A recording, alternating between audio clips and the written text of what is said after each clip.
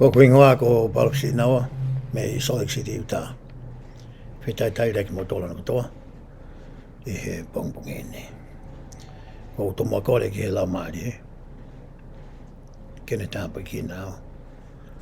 Ko hi ko ngahi me ane fai ke waka I mo sio. Kene ha fa mana tu. Ki hoku ata mai ko hi nga ko fi pota no ko te tau fai. E he pong ene. Pea o ko watu ai pea e kore kia teki mautolo ka inga koe ia pea se honua ki na lalafo ko e taha foki e ne ngā whawhai whikau o ku tau whai e kurupu koe ia pe koe whamiri koe ia pea sene pe koe taha ia whitokoni aki te tau whai ki tau hanga wahe e tau polo kalama I he lahi taha te tau lama koe ia ke whai e ngai tapa ke Kotoa pe I mamani. O kui aise o tau ka inga tonga ku nao whakatefua e ngai whetu koe ni. Ke lawa ke tau inasi ta tau. E ngai whakahino hino koe ia. Ai e ki o whaka naua pe whakaamu pe a hoi fua mai ke tau whanongo ke ai hao. Ni o hange koe ia koe whaka naua nei whahe palopita. President Nelson. Ke tau hanga loma ki ia mahamani a ki ai o ngongorelei.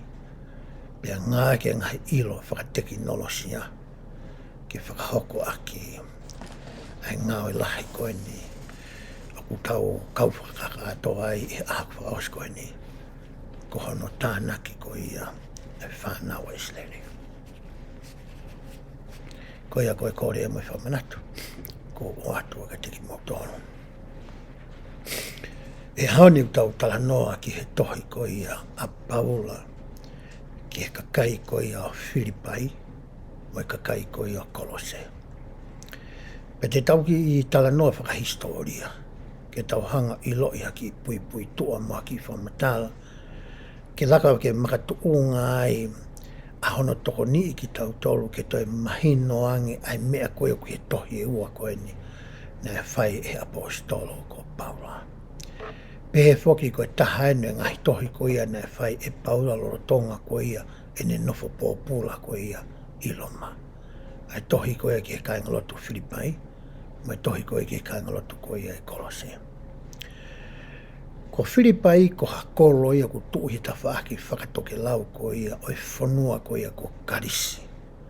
Ka pau ko tau mohanga whato ngai ko e kau Kalaisi, ka kai ko nofo I Kalaisi ilona toko e kau Kariki. Ai o naunga aki e rea whakakariki. Ai koe tahaenga hi rea nai poto ai a Paula. Poto hono rea aki, poto hono tohi. Ai rea whakakariki. Nea o nei ai rea whakalatina. Ai nei ngā aki he tola. Ko hui koe taimi koni whaikia e tau tala noa. Koe pure anga lo mai o tonga whakapure whakae haua ia. Ki he pure anga motua koe au tāanga mahene ki ai.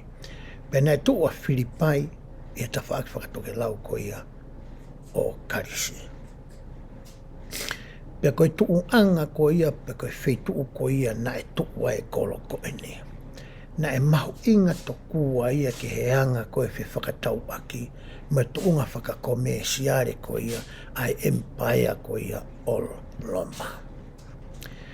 Pea koe fuafua wheituu o ni Europe. Na e mau e Paula whainga maari e ki aruatu ai o ngāwe whakawhai whikau ki he kau senitaire. Me kono whakarea e taha uhinga whirea koe senitaire he taimi koni tau tala no koe kia e wholmola.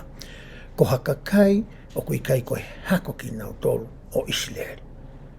Tau ilo ko Israeli na kamata ia e Palhame, kia Aisake, kia Sekope, kia no ngahi whohe tō tahawa, na e ui koe ia he e ki o liwa hingoa Sekope ko Israeli. E whanau koe tō tahaua a Sekope, o ku iloa ia koe whahinga tō tahaua pe koe hako ia o Israeli. Pea koki nau tolu pēne kai ke whakatotolo honau laine toto, honau tohi hoko, o no o whakatoto ki nau tolu ki Israeli. Na e ui ki nau tolu ia whakaluku fua koe kau senitaire. Pe tamuene hawa Paula koe ki FILIPAI, na e ene papitaiso na e whai ai. Na ne whakaului ai ai whiwhine business. Whiwhine nai whainga maari whakapanga. Whiwhine koritia. Aine ne ngahi tupenu whakalanu keke o whakatau atu. E kai ke ngātai, na ne toi papi ai tangata koia, na ne ngatukanga e ne nofo pōpūra koia i FILIPAI. Taimina, na hanga e koloko ni o mao paola whakau, paola mo timote. Na ne hanga re whakau e tō ta moha ni ihke.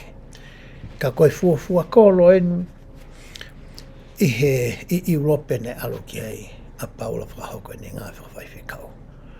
Pea hange koe mea nā ku lawe koe ki ai, koe koloko ni na e nofo ai, na e uia ko loma reka. Ko loma lahi e pure ai kolomua ko ia Itari, au tautala noa ki ai ko loma ia. Na hange to kua FILIPAI, ko haki i misi, pe ko haki i motolo, o loma ko ia Itari. Pea na e tō lahi aputo e kau sotia, me tau ko ia a loma, na osko e nau retire me nau sotia, na nā mai o nofo i he koloko e ni. Pea nau nofo i koe koloko ni, la rege tau hanga i loi mo whakatoka ngai. Koe kakai koe ni, koe nau mea kotoa pe nā nau whai, na ave e nau ofa, ave e nau tokai, ave e nau whakaapa-apa, ave e nau ngai whei lau, ave e nau ofa, ki he empola loma ko ia o i taimi koe ni. Aini ke nau toholo pea sisa, i he nau ngahi tapua mutau, to he kato koe ho nau talau sese. I he ngai koini koe na nau ngahi, i misi o sisa ai. Koe anga e tu unga whahinga kakai koe na e nofo i FILIPAI. Pita moena tupulaki haiki i kainga lotu koe ni, koe ngahi mena nau whihanga ngai moia. Ko hakakai na nau tui ke ngahi o tua koe ia. Aina e lotu ki ai kau loma. Aina nau hanga o mai me he kau kariki. O nau ngawe ake ngahi o tua tatau, ka nau ririu pe hingoa me hingoa whakakariki ke hingoa whakaloma. Pea koe tupu haki ai ki i siasi ma ki i kainga lotu koe ni. Pea koe taha tohia koe ni a paula ki a kakai FILIPAI. Ha tohia na ke kehe mene ngai tohi kehe. Na tae whiunga e whahinga fia, mo e neke neka, pea mo e whakawhetai, mo e honga ia na hanga e paula whakaha ki e kainga lotu koe ni mo e tuunga. Na ia paula i he taimina ne whai ia tohi koe ni, aia koe ne nofo prisoni. Na kei ke launga pe hanu a paula ia. Ka ne talaange ki he kainga lotu koe ni, ke nau piki ki a Kalaisi. Ke whakaaka e nau mo ui i a Kalaisi. Pe ave ho nau loto mo nau atamei mo nau mari ki a Kalaisi. Ko Kalaisi tene lawa ke whakafo ou ki nau tolo. Ko Kalaisi tene lawa ke Fakamalohia ki nau tolo. Whakaiwia ki nau tolo. Ko hinga e tohi koe ni a paula ki kakai FILIPAI. Ko KOLOSE ia, ko haki i koleu tuu ia i whei tuu koia ko Turkey koia tau ilo i taimini. Tuu ai a KOLOSE. Ne te keike alua paula i ki KOLOSE. Pe alo ngā whekau ki KOLOSE. Te keike sio i KOLOSE.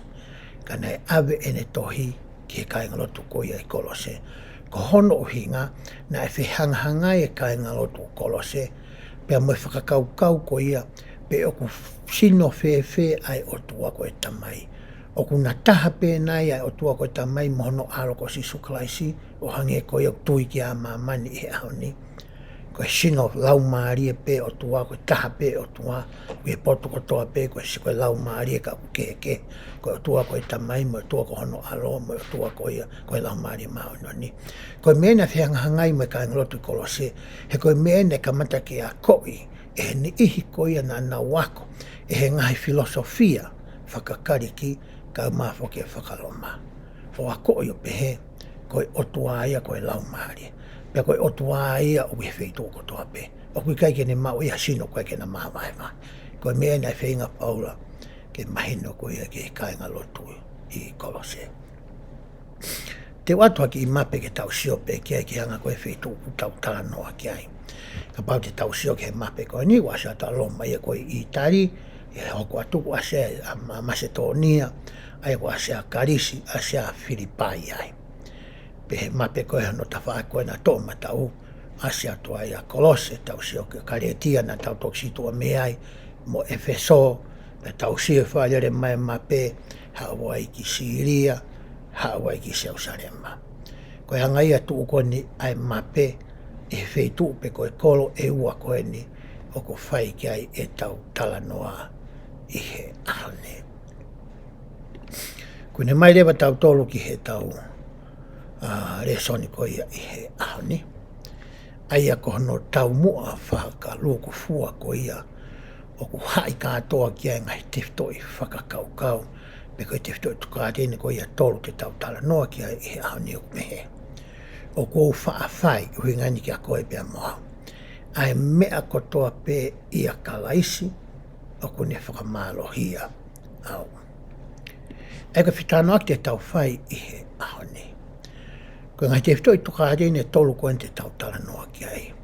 Koe ngai mea kotoa ko ia o ku lava pe ia whakahoko i he mo ui a aku, mo ui ko ia a koe, o ka pau e whakamoa moa a Kalaisi. E tau mo'i.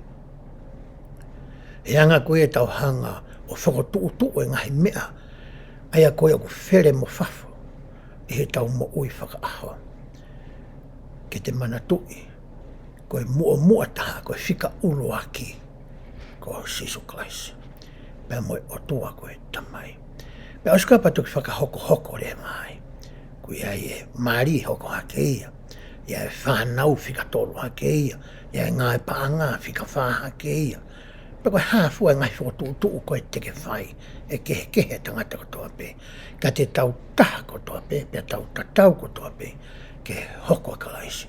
O mua ia. Koe whakaamu ia koe. O mea te tau tala noa ki ai. I he ahone. Te whitoi toka te rinne hono uruaki. Piko te whitoi whakaukau uruaki te tau tala noa ki ai. Ka pau teke mea koe ki ho tohi re soni koe o kuianga maheni ki ai. O ku ki kesi i ai whakarea ia koe ko whai e au me he whakarea koe ia. Pea o kai ke huinga ia o ku saiange whakarea ko whai kai ko vie kai.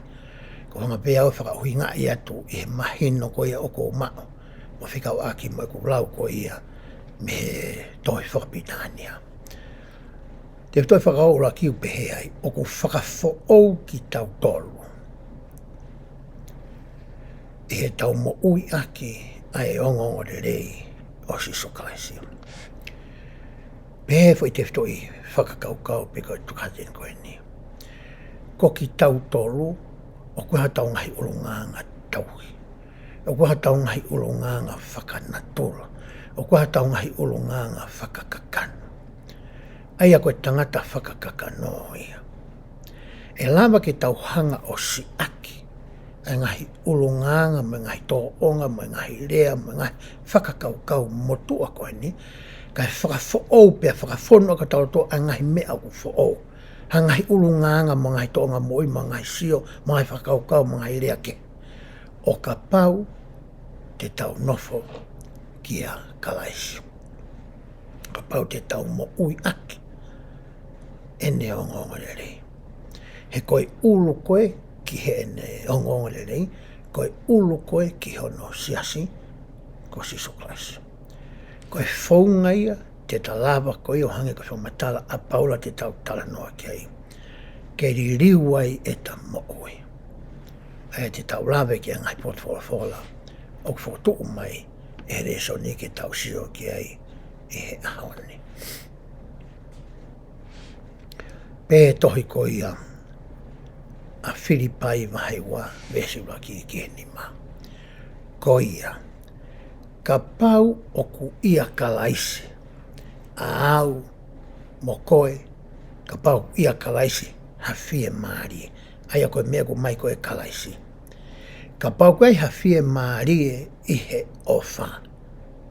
Ka pau koe hawhiohi o e lau maari Ka pau ki ai ha ofa ongongo fua moha loto ofa. Koe ngahi ulunganga me ngahi tō onga mo ui eni koe a Kalaisi. Mo whakakakato e ko whiewhia ke mo whe loto tatau pē o mau ai ofa pē ta ke mo ulunganga taha pē mo wowonga taha.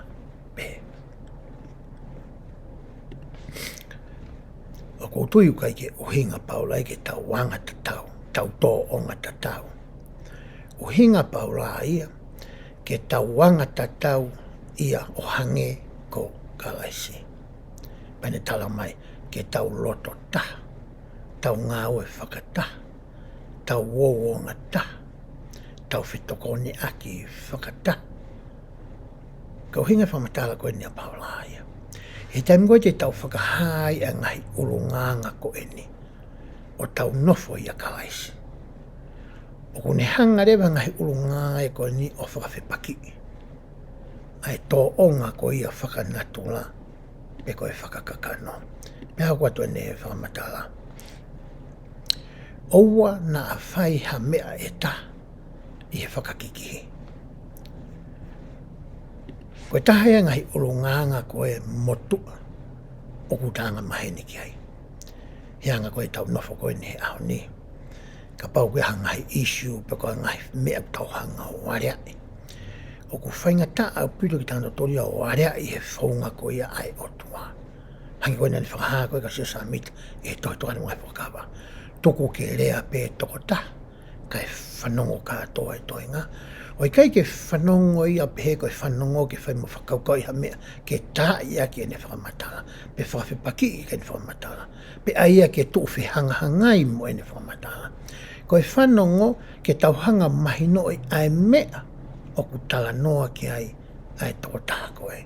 O ku rotonga rea i he taimi koe ia. Hiri koe ngā, wange whainga maarie ki he tamake ke rea. O i kai ke tau whawhikiki. O tau taha o hake e ne whakakau, o whikau aki mo e mea kōku whai ki ai whearea aki. Pe osko ia pa tautu rewa e toko taha koe kune hanga pure i mo toka ngai, ai whakataha anga koe ia. Ke ne hanga o tānaki, ngai whearea aki koe ni, pa ne hanga o whikai, pe ne kore i honolo tō ki he otua, ke hanga he lau maari o tataki ia. Koe hae mea e kule lei taha e lawa ke whakaau ngai. Koe mea e totonu koe ke tau whai. Koe whainurina mai koe paula. O neha taimi te tau whakawhekiki ai. Pe ihe manako ki he whakamalo lau noa. Koe ulunganga motu o mo ulunganga whakakakano mo ulunganga whakanatula o tau manako ke nofo ki ai. Ke whakamalo ia i kotoa tokua ki tau tolu, i ha ngāwe lelei u tau whai. Pe tamlai u tau whai toi ngāwe lelei, aki ai uhinga hala. Ai ka uhinga hala koe o koutala noa kai, koe tau whie mau ai whakamālo ia, ai whakalangi langi, ai tangata. Kai koe tau whai e ngāwe, ka uhi koe tau ofa, ki he eiko siso Kalaisi. Koe tau ofa ki he otua. O ku whakawa e ai tokua, ai ngāwe o ku tau whai. Ka tau whakahoko e ngahi ngāwe, ka tau suke whakamalo, ai tangata. Tau whai ha ngāwe lelei, tau loto ke tau hanga o ai he Facebooka, na tau lava ha ngāwe lelei o whai, ke tau tokone nea ki atake. Peu tau hanga tala noa i tokua. O whihia e motua koe ni whai polo kalama, o tu tau whihia katoa ai. Ko hinga tau tala nohe ahoni, ke tau hanga siaki. E ngahi urunga muka whakafo o ki tau tolu. Koe ngahi ngāwe reu tau whai tolu koea, tau whai koe he rilo. O tau whai whakafufu o. O wanga he otua ai. O tāpa kina ia. O ne tāpa kina ia e he rilo. Ka uhi koe ngahi ngāwe koe ia. Na e makatu unga ngahi ngāre reia koe ia. Ka uhi koe te ofa pe ata ia. Ki otua. O koe koe te ngāwe. Koe te sio. Ki a whakamalo ia tangata.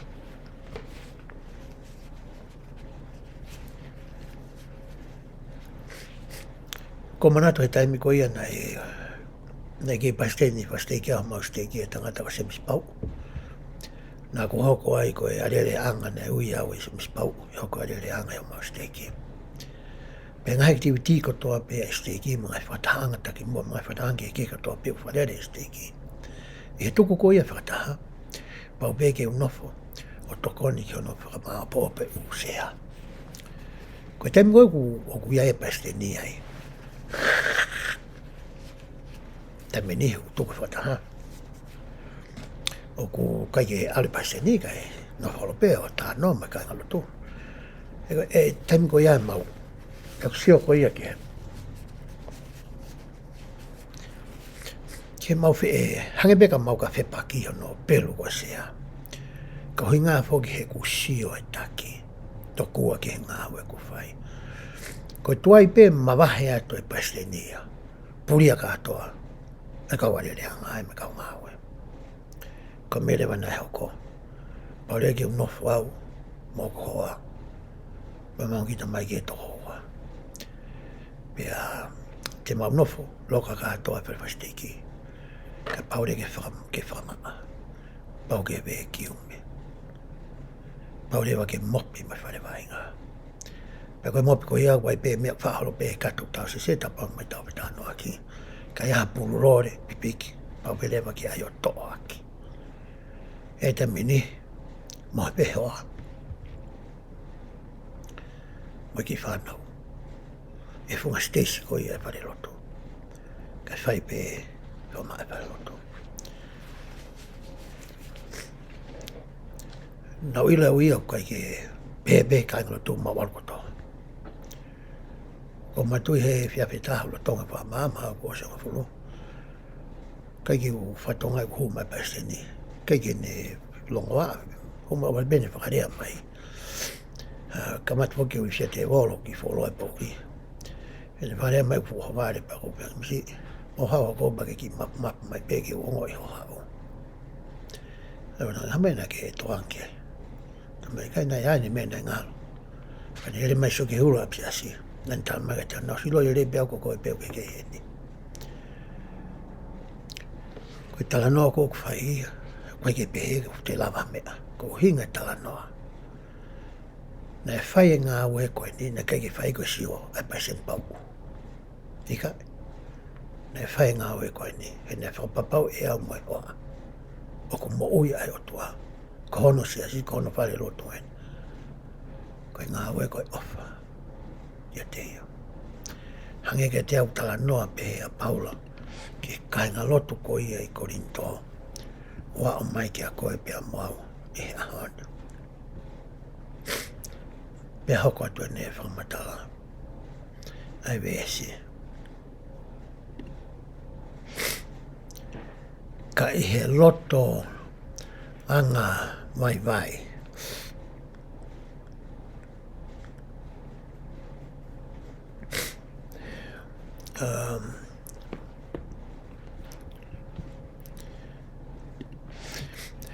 tala no le vai na paula ki anga ko ia aho tau loto mo tau whakaukau mo tau watamai ai mea ko e anga vai o koe ka uhinga anga vai ia koe foi pe koe whakalongolongo pe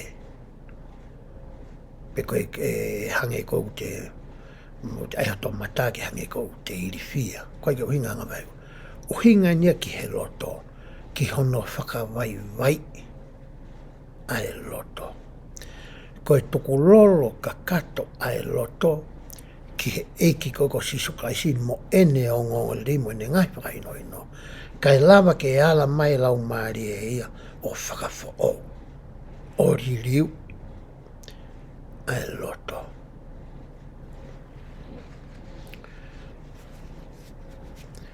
ka hui ngai mea koe anga vai ma diko toi na paula ki kanga loto koe i FILIPAI i he sapate kuosi na whai ai ki whata ki he wot paundi fulu ono paundi fulu tahawa wot no sole ki i stei koe o kōkau ki ai pika taha ngai mea nai a rea i he whataha koe ni ai tūtūni koe ko mai e he siasi o whikau aki mai whaunga koe ia hono whakasio pe ko hono kumi mo hono whiri e he kautaki koia e he koloma e kau mātua me kautaki koia holota whine o wha ai ngahi le soni koia o to tonu ke whai e ngahi sāpate koia o e kau whine o wha me sāpate koia o e kau pure tapu e koe kau mātua pe mo le soni koia ko o mai ke whakahoko ki he whanau koia oi pure tapo e alone. Pena e whai e tala noa, pia to'o mai e whakamatala, a e siasi. Ai koe tūtu unia a e eiki kone o mai, ki hene palofita mo ne kau apostolo ke whakaau ngai, i mamani kotoa, i hono siasi, ke lawa ke inu mauku, ai whanau, ene whanau ai otua, i he ngahi tāpua ki kone teu, e polokalama fo o ko ia, o e hau, o mui ia te au. E nei whai whitano a ki o ilo i ai, e whaino hino ko e nei mai e kike ne kautaki. O totonu ke whakata, ai pastenu e kau mātua monongo toko ni. Pa nau siofi ai fie mau ko ia, ai ki i kulupu ko ni, ai kau me mipa ko ia oi pure tapu mrekse e te ki.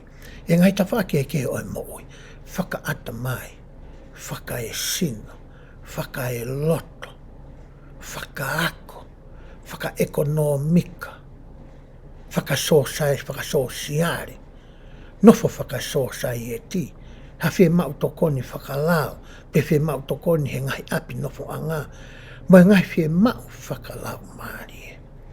Pea heri ko ia nau hanga o lotua e ngai whakataha ku nau whai, a ngai whi mau koe ni. Pea nau sio rewa ki he ngahi rea ko ia o mai e o tau kautaki, me he koni where nisi, whakamui tā, hange koe ni, na tau tok si tua me ai, e koni where nisi ko ia o katopa. Pea sio rea ki he rea ko ia, o mai whamatala pe koe ai kautaki, ngawe aki e rea ko ia ai toko tahani ma, palo fita ango tokoni mika apostolo toko tahawa. Ko e rea to mua whai ki ai sio, ai whiri, ke ngawe aki e he ongo kulupu koe ni, e kau mātua, me kau whiwhine o wha. Pea ospe ko ia pea whakotu rewa ngahi rea, pea o mai rewa e he eiki i ki hono siasi, ai mea ngau whakateknolosia ke whakaao ngai. Ke waweange, pea whaingo fuange, pea toi mā opo mo māwange, a ene ngāwe. Pea ngarewa he kau tangata me kau whiwhine koe ni, o lomi e re soni i he nau u telefoni, e whanki i mea koe ngā aki e ki tau tōku mō maheni ki ai, ai Gospel Library app ko ia e sasi, to holo he tau telefoni. Pea koe ni lomi i pe sāpate ko ia whai e whakataha koe ni, lomi i mo re soni, hanga ton mai pe re soni a hū ke sāpate ko ia, aru ke sāpate hoko, mei o katopa ki e pereri ke confession hoko. Pea nofo ia mau ia toko taha kotoa pe oi kakai tangata lalahi, me kakai te whiwhine lalahi. Pe taha sio pe ai he ne telefoni. O ako, e ngai resa koni koni. Kono nga ke taimi lahi hono ako. Ko mena mai ki ai whakamahina e ono. Ke lahi e taimi ka inga loto, ke na woku ai, o whekumi, pea hakure, pea whokihi holo e ngahi whetu, e mau ai ke whakaroloto, e nau ilo ko ia ke tokate rine o a koi mai, e kautaki koe ni. Ko tūtūnia na mai koe he sasia. Ie rewa ni ihia, e ngai whatahana e whai koe ho mausteki, whakawhewheka ho nau loto. Loto pe ke piki pe ki he mea motua. Ki whunga motua. Aia tokua ke le son tatau pe, ai pure tapu, pe moi whine o wha. Ko whunga motua ai. Whunga fo o wena o mana mautala noa ki ai. Mai pe he mea sia si tūtua nea sia si. Kai kei piki pe loto mo whakawhewheka ki whunga motua. Tamare paula ia hene. Whakawaiwai ho mauloto. Whakawaiwai pe tuku lolo holoto ke eiko sisukaisi. Kane lawa ke ne hanga whakawho o koe. Kane lawa ke ngauhi koe. Ko e ne ākonga moani. Ko e ne taki mua o kune ngā ke whaunga a eki e he ngauhi whakataki mua o kune whai. Mea sono wha. Ke oua nā taki tātokanga ke hene ngahi mea a ana pē. Koe tā ngoi pāwa ki kāngarotu koe ni. Tuku holoto o. Tuku ho whakakaukau au. Tuku ho asenita a koe ia. Tuku e meu ke tokanga koe ki ai. Pia ku whepaki moho o whakakaukau. Whakae koe pe. E anga koe ia ho mo ui. Tuku ia. Tau unu kātoa mai tau tolu. O nofo tāpe ki he ongo rea si Kalaisi. Mohono ngahi tūtuni. Koe whaunga ia koe e tahai a hono siasi. Koe whaunga ia koe e tahai hono kāinga lotu. Koe whaunga ia e tatau ai pe ai siasi ne ongo pe koe hawheitu i mamane te ke takai holo ai. E kei tatau tof pea tonga mo wawao, mo ewa, mo hapai, no sila Australia, Britania, Kanata, Amerikani, South Africa, South America, tatau tof. Ka pau te tau tuku ho tau loto. Ka tau whai, a mea utala noa kia eke. Te uatua whataata e ta. Laka whataata ia koe ni, o hoko ia i Amerikani, pakuti mau hoko pia ngai whetu keke. Koe whale lotu koe o siasa o sisu Kalaisi o kau maune nenga haki moini. Koe taha po kia ku whatongia ku mai tai mini kia te au, ke o hanga toka ngai, e ngai whale lotu koe ia, ai steiki o kou kauai. Pia ku whamalo ke kau pasensi o mau steiki, he nau whalala, kia te au ke whai e ngāwe lahi koe ni. Koe la ino no ngā ka tau ngahi whare lotu. O ku ata ai whare lotu o e sias koe ni. Ke ngawe aki e he me mipa o e sias koe ni. Ki he ngahi mea hange koe whakata whakawhamiri. Pe koe ngahi poro kalama whakawhamiri. Koe ngahi mea whakaeiki o ku whai aki ai. Koe ngahi kātoanga mari whakawhiawhia ai o mari. Pe ko ha mari ku whakahoko whakasiwiri o ku lawa ia whai ki ai. Koe ngahi reunion e kau whai whikau, lawa e whai ki ai. Pea wai mai ngahi mea makehe e lau pia whangofua e whai loto ke whai ki ai. Pea mai rea mo e tūtu oni e he eke ki hono whare loto. He keike ngofua ke totongi e ha mea mipa o e kāinga loto, hati pō siti, paanga. Ke ne ngawe aki tokua ai whare loto. Ko whi tūtu oni au mai koe e he eke i hene kautaki. Pena o mai tūtu nia ko hono uhinga, he koe whare lotu kotoa pe, ta tau pe koe sias koe ni, pe koe hatoe sias. O koe kai ke nau totongi tuku hau, pe koe property tax. Ai ku whai koe e taua wata ngai api nofoanga, ta totongi e taua tuku hau api. Ki he city koe pe ke kolo okuta nofo ai. O koe kai ke pehe, o ku whaka ata ngai siasi ia, ngai whai loto e ngai siasi, me he totongi tuku hau. O ka pau hei kai ke ta whakaaonga e whaunga koe nwhai ke au talanoa. Koe taime koe e te ke hangai o totongi hati pōsit ke ngā ke whare lotu. O kune mau i eia ai lao koe ni. O hono whakahauwhi pe kono whakaata o i ngahi kau whare lotu, ngahi kau tā lotu, me totongi tuku hau api. Ko hinga ne anga he eiki ai fo i whakakaukau ki he kautaki. Haurewa kautaki e eni o whai pe ho nau loto ia o ki nau tōru. Am tā nau kia pa a paula koe ntatona. Tuku ho loto o koe ia moau. Tuku ia ka ta mui tau ke kono o hinga. Ka paurewa e i loi e he city. Pe koe state koe a Utah e ko nofu ai au. O ku ngawe a ke whaunga koe ni e ngai apsiasi. Koe mea ne oko. Haurewa kau a tita ia.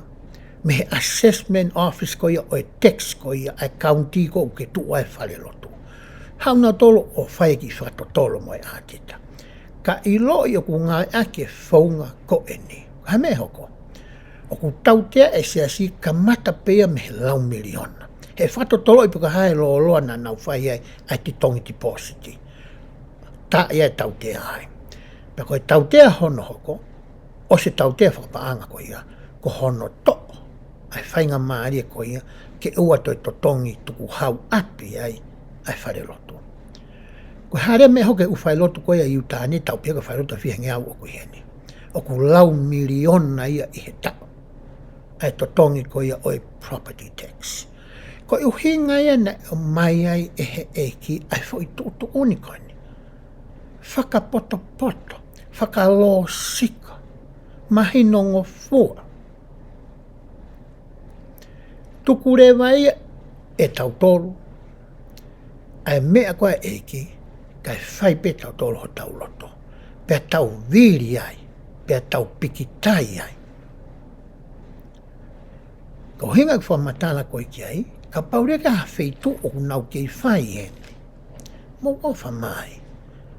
Ko he meu tāno koe ki ai a paura. Tau tukuanga e tau tolu ka hanga e ki o whakafo ou e tau mo ui. Ake no whakahu mai ngahi mea koe ai otua. Ka mea hoko. Hei kei toi launga hata haike ngā ake whare roto.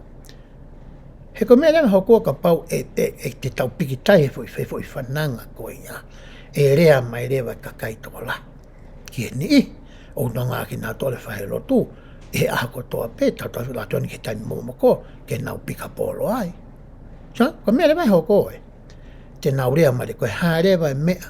O kui kai to tongi tipo o siti ai kau pika polo. Peko hai pegu ne ngā ake whare roto. Ia toi whainga whonga ke.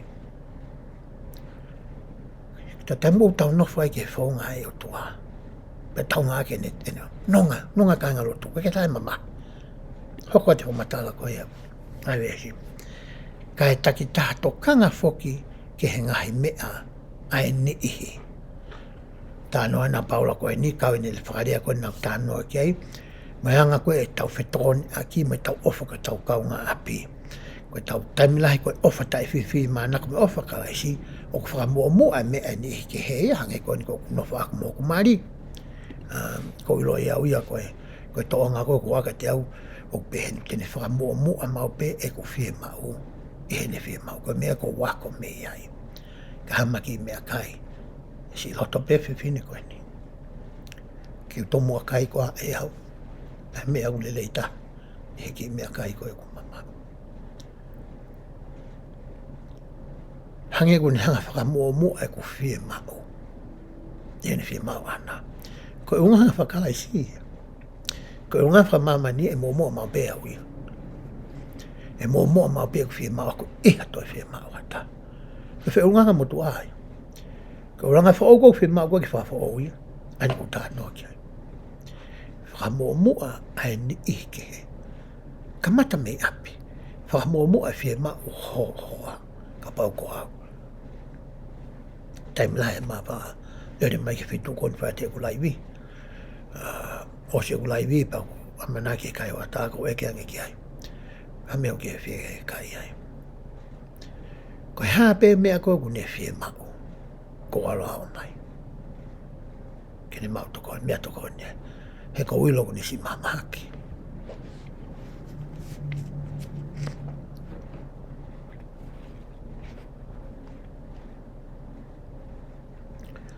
Ko loe koe ke whaafie kai e ngai mea la.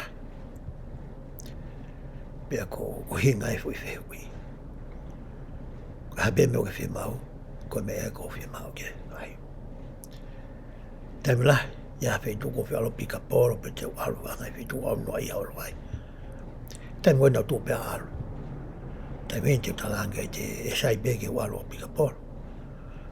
Peka pau te anga i mea ke loto ke whakakato kau toki alu lava pe moia whai. Fo ou i he ahoni, nei kai ke pehegi mua. Tala mai le hawa ai o sai bege walo. Ko te mua i ke hua tu koe ke walo. Whilea koe whanoa whawhia maani ke alu. He whane ho alu ko whaha pika polo. Hange o kai ke toi uifo ki unofo fuaroa. Roto ak whai mo foki mai. Hange tau ku hinga pe he tānoa ko ia.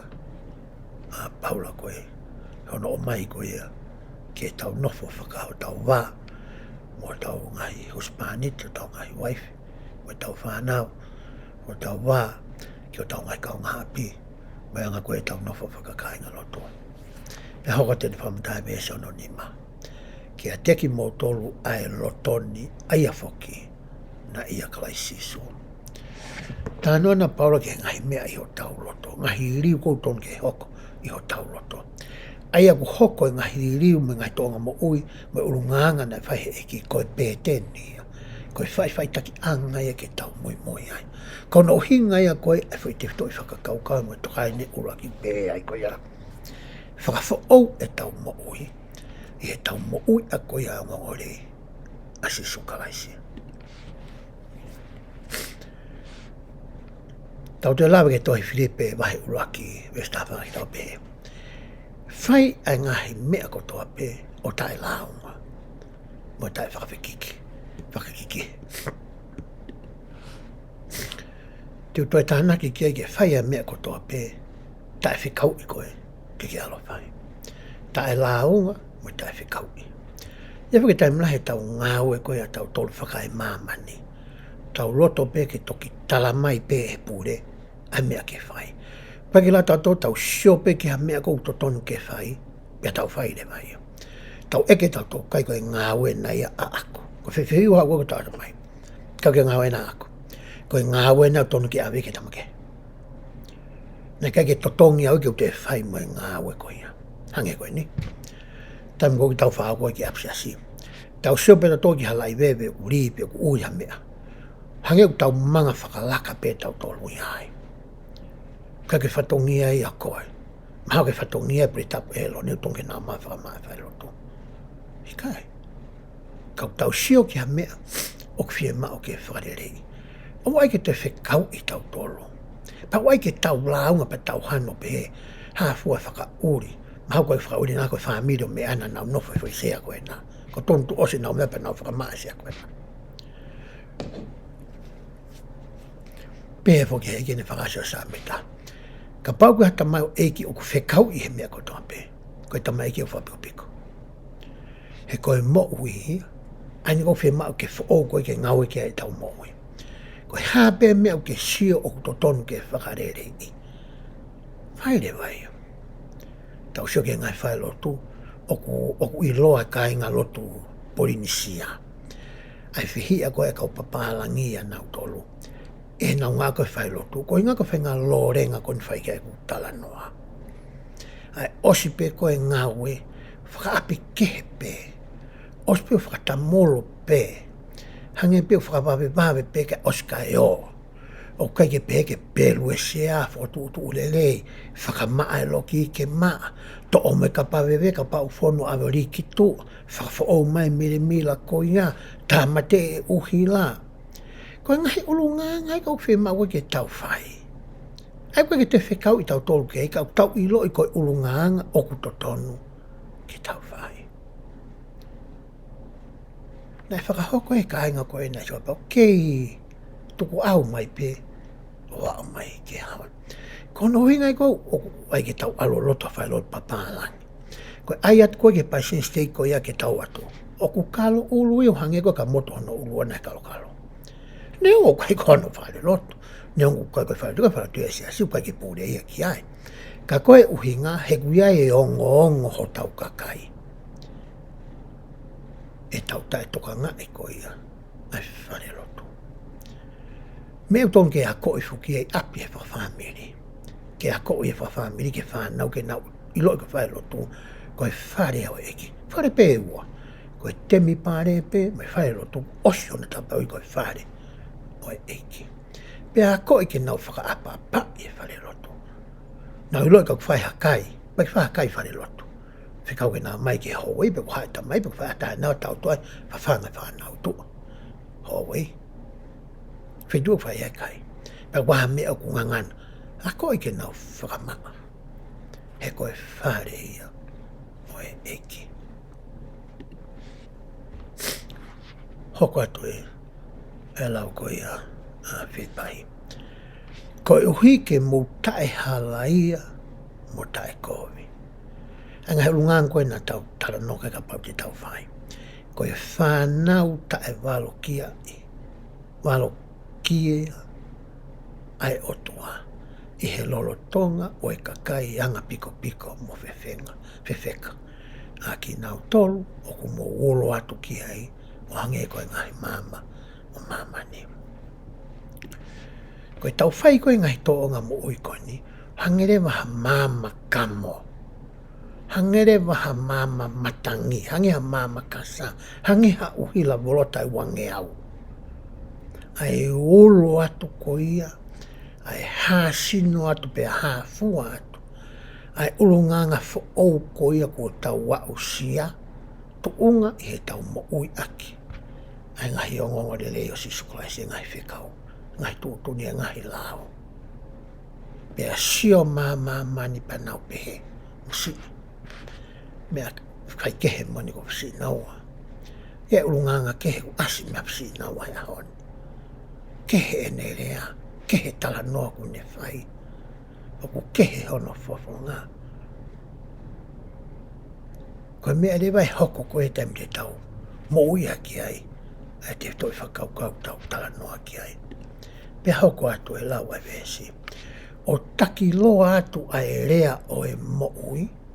Ko ihi ke u fia I he aho o Kalaisi. He ikai te ulere noa pe ngā ue tae aunga. Ne tā noa paula ki kakai ko e kori tōwhika aki moe olimpiki ko ia na iloa. Ko olimpiki a Efeso a ene whai he tau I ua Kotoa pe. Pea moe olimpiki ko ia whakakariki mai nei pusi aki I mai puri angalo mai nei whai he tau I wha Kotoa pe. O whika aki moe teu ko ia ai kau tangata spoti. Na ni ngaki whirea koe lere. Ka pau ko ha tangata lere koe. O kui kai te ke lere noa ia pe. O koe fo I leini o ku atu ke lere ai. Pea ke lere ai. Pea ku nau whai katoa ngahi whi auhi koe ni. Whamataina whai pakai katoa. Ke mau ai pare o ku whaapopo. Ai koe ki kalauni akau. Ki lai akau o mai ai ho uro. Kau whai e tau tolua me u tau tā noa ki ai ke tau mai tau ai pare o ku taingata. Hange ka te au koe tala noa ki whai ki ona tau lere noa pe. Ke tau ngā ue, ua tā tau ngā e tae aonga. He koe ngahi ngā e aonga, me ngahi ngā e tae aonga. O koe ngahi tokoni aonga, me ngahi tokoni o kai ke loko aonga. Hange ka te au whamatala mai koe e paula e haoni. Tau whakasio e ngahi ngā ue koe oku aonga. E whakatuutuunga o e ngā ue. Whakatuutuunga e ngahi tokoni. Tau e mea koe ngā ue urak tokoni urak pa tau whakahoko ai. E ngahi mea koe ia oku tau whai. Me hoko te lai ves iyo. Pea ka pau e whiringia ki au mo e whei lau. Mo e ngā ue aho o moutui. Oku au fia. Tā noni ki whenga koe ai tui, mo mea koe whei lau. Koe whei lau, pe ka wherefa pitania koe sacrifice. Oku hinga, oku hanga tukuange ha mea oku mahu inga ki a te au.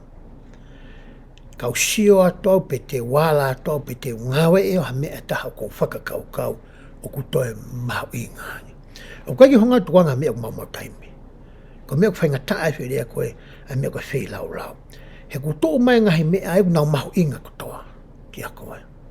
Koe tala mai rewa he mea koe whei lau ia, ko hanga tukuange ha mea ku mahu inga, kaki ai mea ku mahu inga ange. Hange koe rea koe nei whai koe mahalo pe ko tui ka pau ko Elta Oaks pe kai ka pau pe ko ia, o ku i kai ko Elta Oaks ko Holland, Elta Holland pe he. O koe mea ku ui ko mea ku lele yange, ai mea ku lele yange, moi lele ta. Ka whakatūtu e ngahi lele. Pea lai rau tau taimi ta tō tau whamore ki he mea koku lele. Ka hiri ko ia, o te mea ku lele ta. Ko mea ku whai kia whenga. Pea ku pehe whei lau. Ko hori aki pe ko hanga toloi whakataimi. Ai mea koku lele, ka ke ālau ngā wei pe ke sio. Ke mea ko ia o ku lelei taha.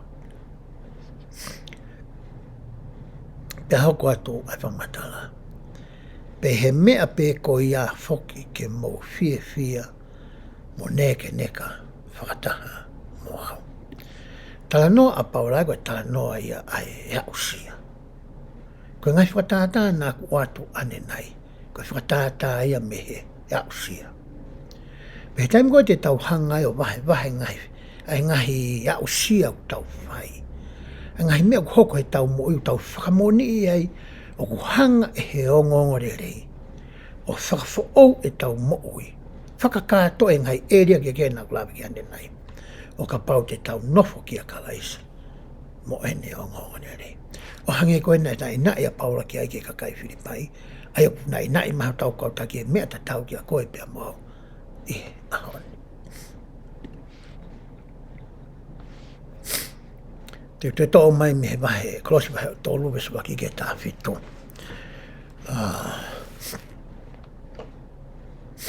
Pehe ai. Koia ka pau ia Kalaisi hawhi e maari. Ka pau gai hawhi e maari e ofa, lau maari, ha ofa ngongofua ma ofa. Mou whakakakato e kuwhi e whia, ke mou whakaloto tatau pe, o mau ai ofa pe ta, ke mou urunganga pe ta, pia mou wōwanga taha pe.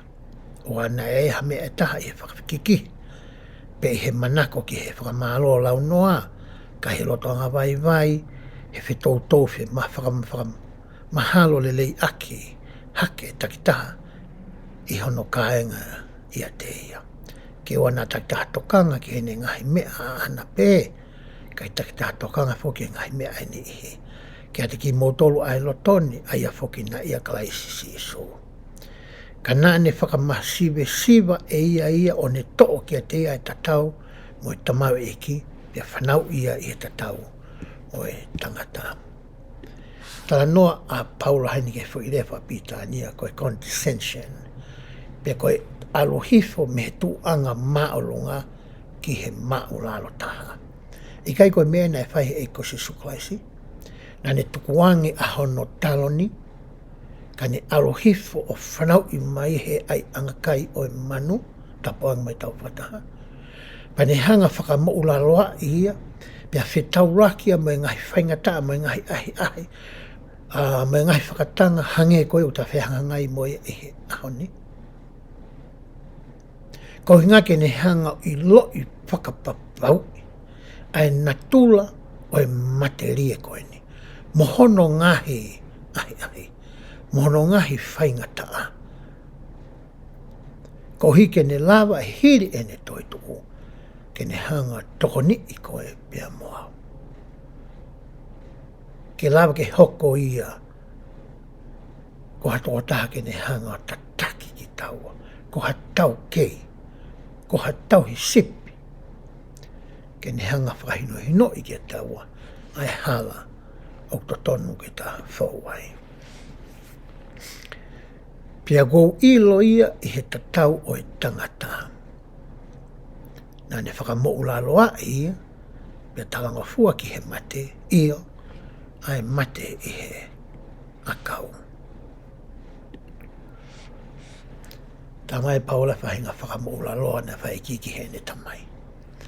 Nā ne hanga ia tukuangi honoloto kai tuku lolo kakato ki he whinangalo o ene tamai. A mea koe na tau tānoa ki ane nai. Tuku ho tau loto. Ka tau o mai ki tau tolu ki hanga he o ngongo limo Kalaisi. O whakafo o. Pea li liu. Pea ngau hike ke. Ko hike lava ke fua mai fua ka uia. O ku ke. Ai melie mo ifo e fua ko ia. Me fua anga maheni ko ia. I he kohiri.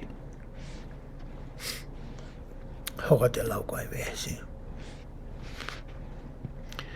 Pea koia ko hake ki ia iau e o tua o lahi au pite. O ne whakia te ia ai huafa o ku maalunga taha e he ingoa Kotoa pe. Kai hui ke tulu tui ke he huafa o sisu ai tui o ia Kotoa pe o ku ihe langi mo mahamani, mo lalo mahamani. Pea ke whakaha e he elelo Kotoa pe koe eiki a Kalaisi. Ke hongo lei ai o tua koe tamai. Hanga he eiko Kalaisi mena ne whai o whakaongo le lei. A ene tamai. O totonu ke pe he tofu pe. Ai hanga ngai mea o tau whai o whakaongo le lei. A eiko Kalaisi. Ai anane huhui. E tau ngahi yangahanga. Hoka te lau koia ai vesi. Koia e hokai ngā whina. o hange ko ho mutalanga fo mawai pe, o kai I hoku hao pe, kai ke tanga fo kai ko ni sio pe ai ko paula. Pe ala paula ba na wai me ke na tolu. Kai lahi au pito eni e ko mama o.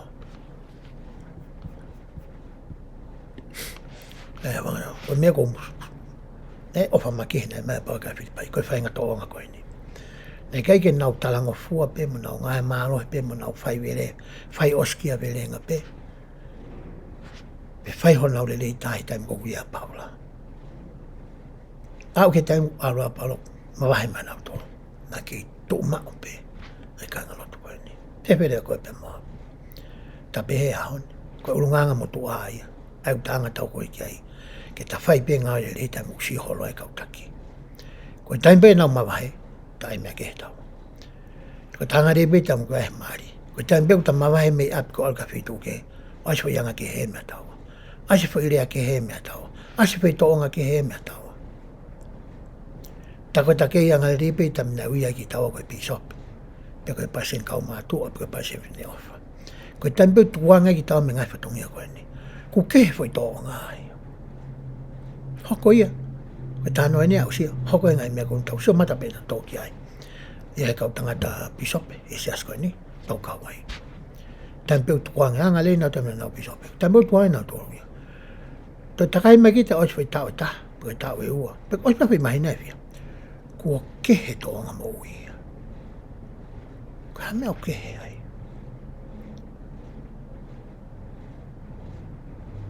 Tuang kita e patongia pa tau kita saske.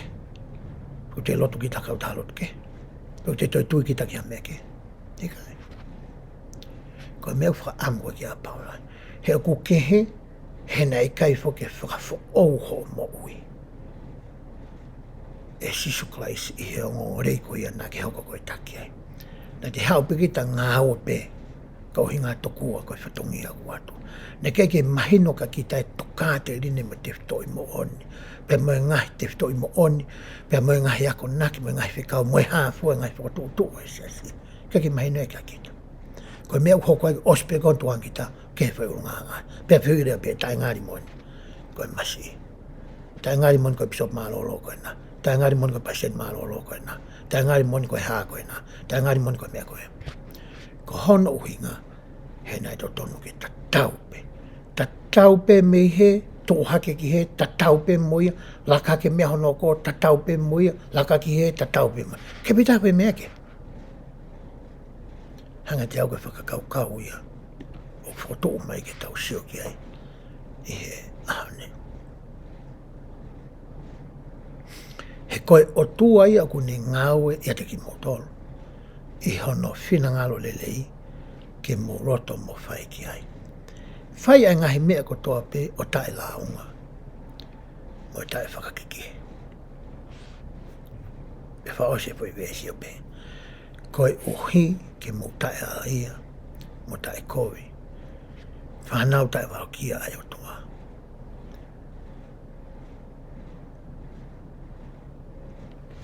Whainohi noi nei whai koe e paula. Te tō mai whaino nei whai e pasten esto ta pensin koe tahe ka opo alwhita i sas koe ni. Nane pehe ai. O ko ngā ue ai o tua mehe loto ki toa. Ka ko ngā ue a mamania mei tua ki loto. Ilau maari e tangata koe ni. Whonga ngā u ngā ki he eiki me whonga ngā u ngā ki mamani ke au pito. Ko mamani au ngā ue mei tua to kua ki loto. Ko o tua au whinga ia ke kamata ririu ia mei loto. Pei taimi koe ririua ia loto, e lava rewa ke re lei atua. Kau hia ku ririu e tangata ma whiwhine mei loto. Ko mamani whakamalohi ia mei tua. O mai ngahi malohi, mai ngahi tautea, mai ngahi mea ke mei tua ke whakamalohi ia ke tangata ke ririu. Ko ririu kau kai tolongai. He kone to'o pe fo I mea ia koe, e whakamalohi koe. Whoki pe tangata ai, ki hono olunganga totono. Hangang tau sio koe tau noho mai tau whanau. Tane nei tala mai he e ke a ko I e whanau, ke mahino ka nau toe ngai te toi mo oni ngai toka te rine o ene o ngōne rei. Ke lama ke hanga e he lau maari e mo o tua o ririu e tau whanau mo tau tau mei loto. O ka pau e tō ka kano pe mahino ai tukaa te ringo te ftoi mo oni ko e seso sisu Christ ka mana aki moine. Poko taimu ko e mahino ai, ka alo tamaia mo e whae mei api. O kuanga tonu pe whanau ia. Ka nau ale whanau me api ha api ke. Apo nau ngai kau ngā mea. Pe kua whanuke, o kuanga tonu pe whanau. Ko kai wheke ke ko mamani o whakamalohi ia mei tua. Aha ko tō pe whakamalohi mei tua. Ka pau tike pehe te tau te ai koi koi pehe. Ka pau tike pehe e turi koi ngā. Ka pau tike pehe pehe. Kai ke a koi ki he tangata mo e whiwhine. Ke mahino ke ho nauloto ai uhinga. O e mea ko ia. Pe koe lao, pe koe tūtuni ko ia ngā e anga ko ia. Ko ene mahino pe, pe tōka kano. O ku tatau ai pe whi. O kai pe toi ririu. Ko whamatale koe nei whai ko he tangata wani. Pe hoko tenu whamatala a pe.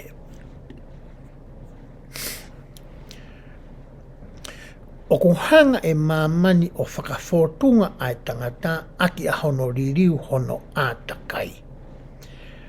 O ku hanga e he o tuaia o tomu a ririu ai tangata pe toki hanga e he tangata o ririu hono a takai. Whaungaina tangata ma whaungai atua. Hanga he tangata ia o ririu ai ātakai. Ririu e ātakai.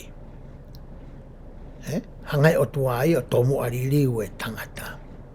He kone ririu pe tangata. Pea ririu me mata soata o kune sio whaka aho aki. Pea ririu me whakakaukau me mahino mohono atamai. O ku whaka o tua rewa ai tangata ko ia. O lava rewa he sio whakautua mo ulunganga mo tō onga whakautua mo rea whakautua koea ke ne hanga o ririu a hono ātakai o kamata me tapai whaa ko ia o hono whare. Ngata uinga pētano ki a pensoni. Tō mua ririu e koe koe. O te ki whenga koe ke hanga ririu i hohoa. Igai. Whenga hoa ike ni ririu e ia. Whengau ki o ririu e a wau. Pako taimi ko te mawhakatou ririu ai hoko koe tangata mo whiwhine who'ou. O ko whaingo fua hono ririu e mawai a atua. Whaingo fua. Ko hinga e whainhino maari e. Ko mahe tangata koni. Pea hoko to rewa a enere a pehe. O kuhanga e mamani o whakawhotunga ai ulunganga o e tangata. Ka ku hanga ehe o tua ia, o ririu ai ulunganga o e tangata. Io, o ku ririu ehe o tua ai tangata, pe toki lama ehe tangata ia ku o ririu a mamani. Pea ka pau ke whie laulahiange whamatala tangata ko niko watu. Ai rea ko ia ku asia ia. Ea nei to'o me whamatala ko ia o ko whai. Te whaosi aki e whamatala ko e nei whai Pastor Nelson ni nāne pehe. Whakotu'u hataimi mo oe eiki. Ka pau te ke manatui. Ko e tahaine ngai rea nāne whai. E ngai konfenis ko ia nāne whakahoko. Rotonga ni hoko ko e palofita. E seaso sisu Christ ka mane aki moini. Pehe ni whamatala ko ia. Ai palofita Nelson. O ko vivi mo tae whaalaua a ngahi reo mo e mālohi o e mamani. Ka ku lahi whau ha ngahi reo o ku kākā. Olo poto mo lava ke fusi ki tau tolu me he hala o e fuakawa. Ke hao me he loto mamahi, mahino o ku muia ki mai, o ku tokanga atu he ahoni ke mo whakawhepaki, e whakatauere ai mamani, aki hano whakotu, ha taimi mo oe eiki, i o mo ui, he aha kotoa pe. Ka pau ko e lahi taha ai whakamatala ku ke mau me he mitia whakasosiare. Peha toi mitia ke, o holoa o malawa ki o ngoi whana ai lau maari e. Ka pau ki kai ke whekumi whakaaho ki he eiki I he lotu. Mo e ako o e ngongole rei, o ko ke tuu ai I ha tuunga e wesia ngofua, e ngai whakakau whakapoto o e tangata, aia e ngari lelei, ka kui kai mooni. Nā moe kau mā oni o whaiwerenga, e lava pe ke whakaheki aki, e ngai ongo e hiva o Papilone. Ko whaosia ke whahinuhino nei whai ko ia e palofita. Ta koe whaunga koe ke whakafuowai e eiki e tamoui. Ke tuku ange hano ki taimi. Taimi te pire I haki taimi moona. Ke ta ako ai e ne wholofola. Ke lama ke ta hanga whakawhepaki aki. E ngai poto e tangata. A ngai whakatawere ko ia ai te olo. E ngai mata lelei o Papilone. Mamani. Te tatoki lava pe ke tala hona keke. O ka pau e tuku hataimi ma eki. Koe kore na mai paupita. Ka ki ngata hono tuku hataimi ona, ka e tuku hataimi ona I he Kotoa pe. Ai kua mai koni haa mui ki a te au. Aini kou tau kōrenga ai mo tau wako I he wiki Kotoa pe. Hange ki a te au koe whahino ia. O whakotuu mai. E te whitoi whakakau pe o tānia no oraki. E whakafoou koe pēr moau, e ta moui. E ta moui loto luto kua whanga aki e tō lai. O ka pau, te ta moui aki angori a sisu Kalaisi. Te ta ilo I whee ne ongongore nei, e ngai whora ko whaka atā mai ki ta whakaongai. Me ngai tohi lelei Kotoa pē, ko atā mai. Ke lawa ke tau wha. Me ngai mauanga toko ni ke Kotoa pē. Pe ka pau reo te tahange koe paulupita, tuku haki taimi maana. Ia takita. Ta lawa ke ta sio ki heri riu koe ni. E kai ke hoko whakafokiwha, whatupa ke, pe hoko whakakatoa pe taimita. E hoko ia, I he moe laini, ka rewa kui ta usi atonga, e whakawhiewhia. Koe te toi whakaukau ko hano wā o ku pehe ia. Te tau mau ai whiewhia ia Kalaisi. Ne ongo pe koe hā ai tuunga, pe koe mea o ku hoko I ho'o mo'ui. O mai rea mai ngai weske tau sio kia pe ai. Ko ia ko hoku kāinga o whiina, o ku hori ki ai, ki kakaina o whapaula. Koe whiewhia anga mo e ku teunga. Ai whiina lai, ke moutou mau, e eiki. O kou kore kia iotia, pia o kore kia siniteke, ke naloto taha pe I he eiki. Whiewhia mau pe I he eiki, o kou toi pe he, whiewhia. Tuku ke ilo e kakai Kotoa pe, ho'o mou ulu nganga lelei. O ku ofi ai eiki. Oua nā tokanga mamahi ki a mea ta. Kai whakahātu ho mou hori e mea Kotoa pe ki he otunga. I he lotu, mo e lotu tāu mau, mo e whakawhetai. Pea koe merino o e otunga. Aia o ku lahi ke au pito I he whaa iloa. Tene malui ho mou lau maari e, ma ho mou loto ia Kalaisi siso.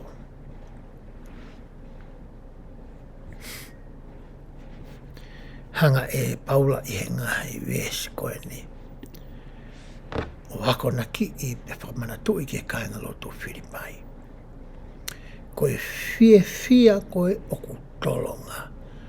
Koe whie marie moe nonga, moe merino. O ku mauia mea Kalaisi. O ta tau ai pepe koe hae mea o ku hoko. I he tau moui. Pe koe hae tuunga o ku iai aho moui. Koe hae mea o ku hoko I he atakai. Koe hae mea o ku hoko I he koro ke nofu ai. Koe hae mea o ku hoko I he whamiri o ku ke hao mea ai. Koe hae mea o hoko ke kāinga loto o ku ke kau ai. Neongo ngahi mea ia koe ni. Tautau te whito ke ngahi mea ko ia o ku whakamamahi. ngahi mea koe au whainga taa. Ngahi mea koe au whakamawhasia mo tau kawenga i ai. Ne ongo e ne hoko. E lava pe ke tau mau e tau tolu ai fiafia.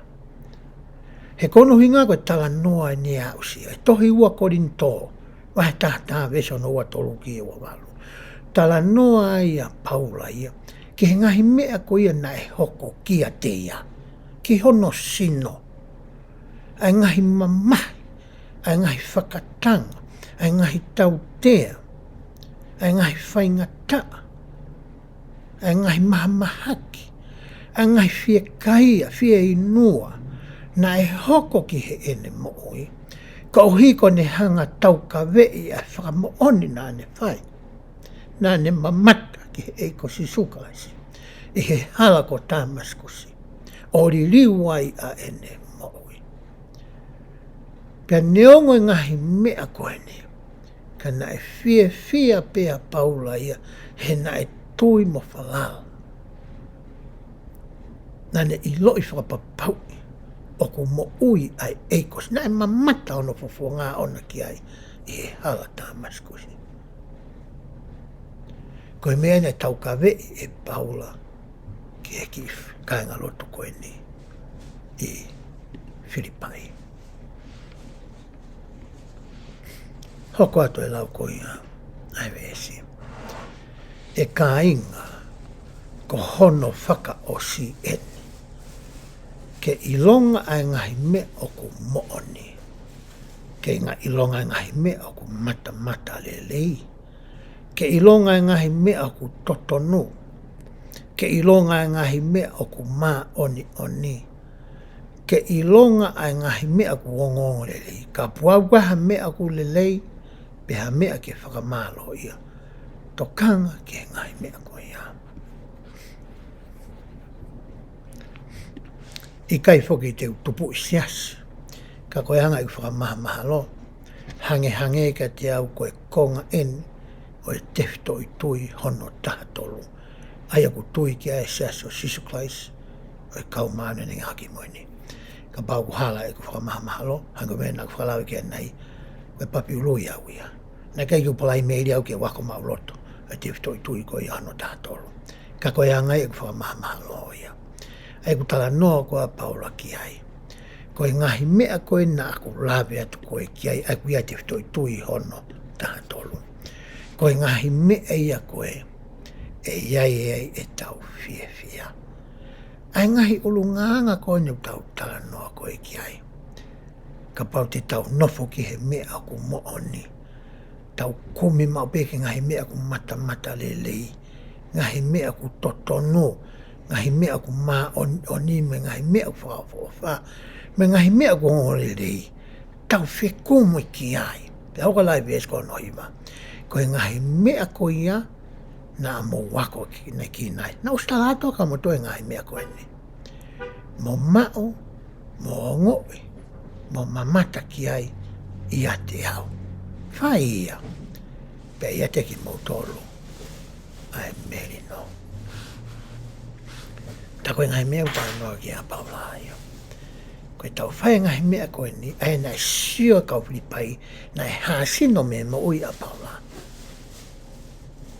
Ia te ki tau tolu ai otua, oi meri no. Ka nāk fia lahi i he eiki, koe uhi, Kotoa e ake ki muini ho moutokanga ki a te au. Aia nā moutokanga i whoki, ka nā mouta e hawhainga mahari. Ka kuikai te urea ka uhi ko ha masiva. He kua ako ne ki nāo. Ke uwhie maarie i he mea kotoa pē. Teo, iai. Ta koe tala noa ko a paulaia. Koe hāpē tu unga ku iai ho maui. Whie maarie pē. Honga ia pē. Whakawhetai pē.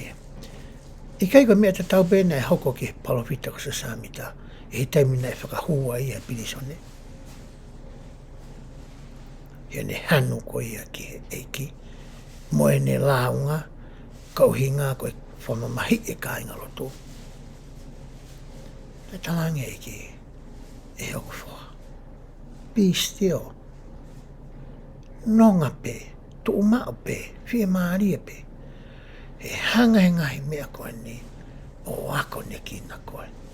E whakalakalaka i hopoto mo ilo.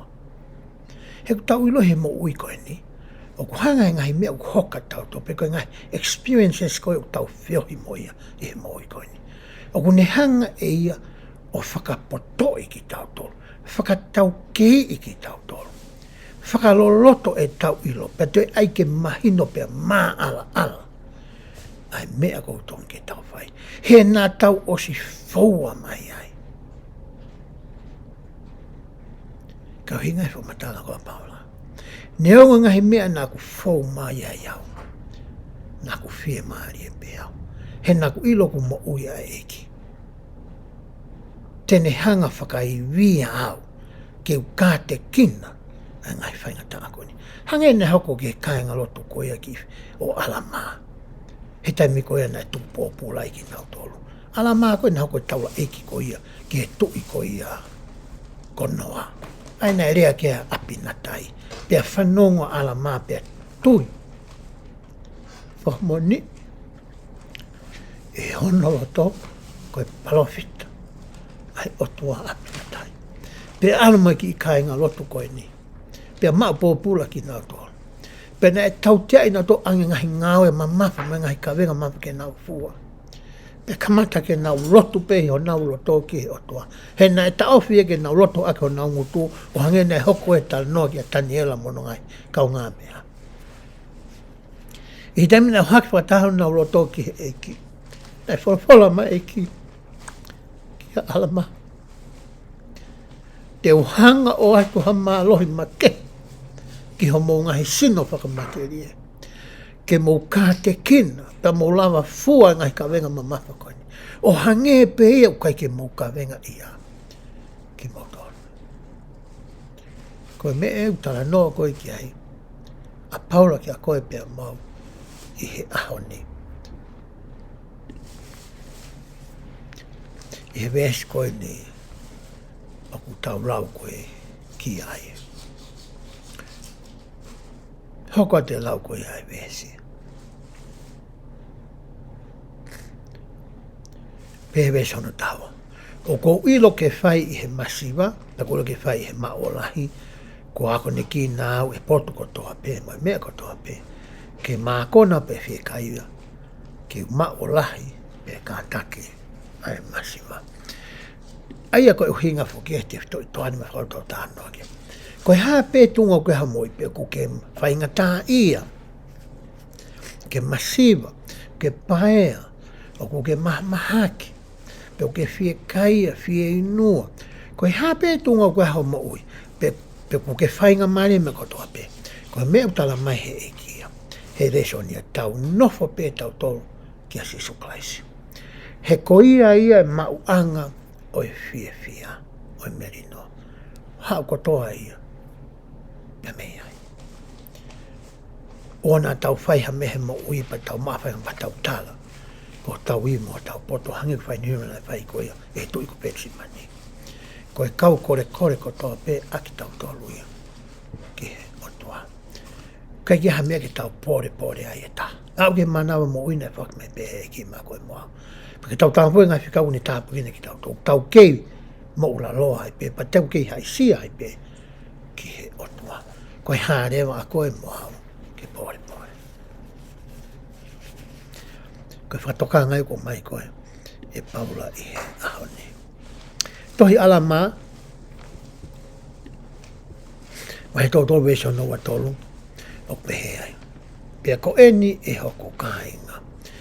O gouwha amamu ke mou tō ai wholofan i ho mou loto. Pea ne kamata koe ke tupu.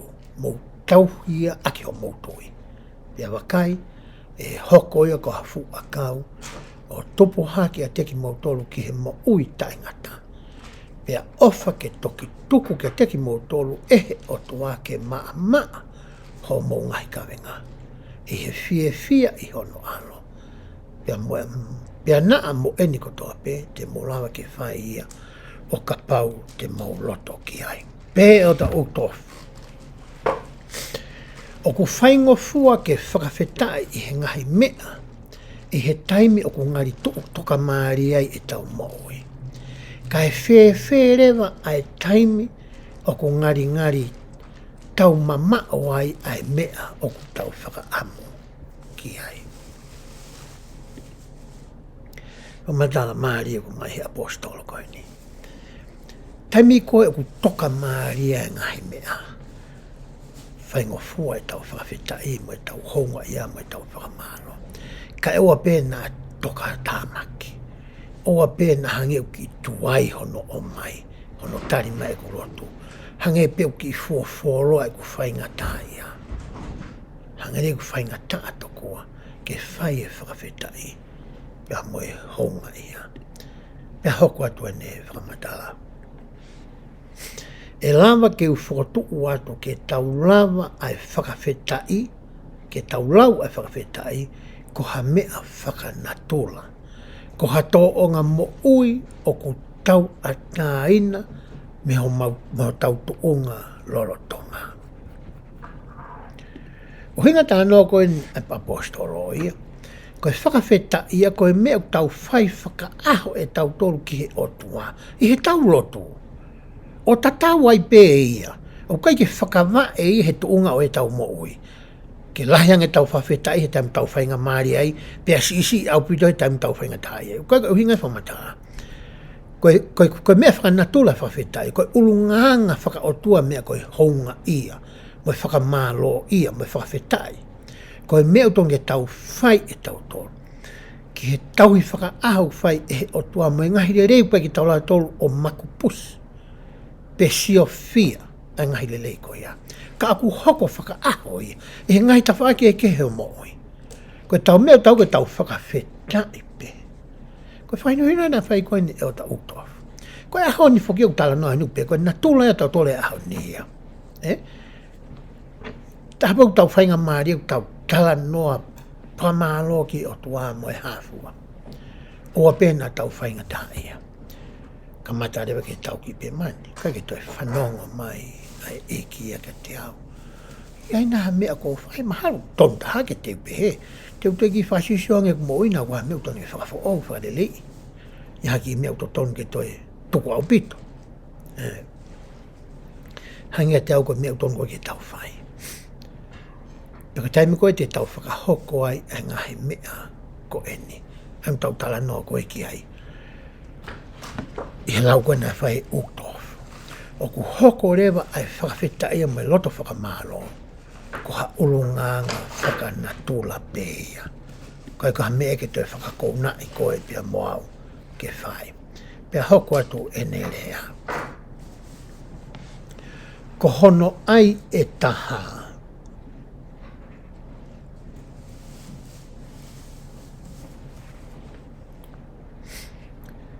Ko eku whakatuku atu ke oua te tau whakawheta i pē e ngahi mea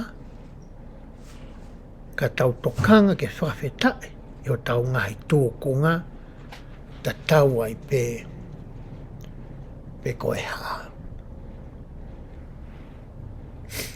Hange ka te au koe uhinga whamatala koe ni o whai koe ia e apostolo koe ni. Oa whakawaa e pē mo e whai pē tau whetea ngahi mea kou hoka tau tolu.